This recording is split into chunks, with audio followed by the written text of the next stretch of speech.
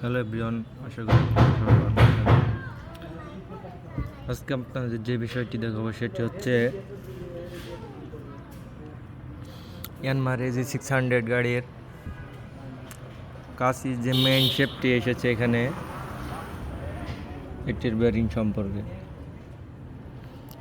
এটির ভিতরে, গ্রুপের ভিতরে যে ব্যারিংটি আছে এটা হচ্ছে 62/4 এবং নিচে একটি 62/4 এবং এর উপরে এই যে এখানে যে ইয়ডি দেখতে পাচ্ছেন ফাঁকা জায়গাটি, এটার মধ্যে কোম্পানি থেকে বুশ সিস্টেম দিয়েছিল, কিন্তু গাড়িগুলোর অনেক বয়স হওয়ার কারণে এখানে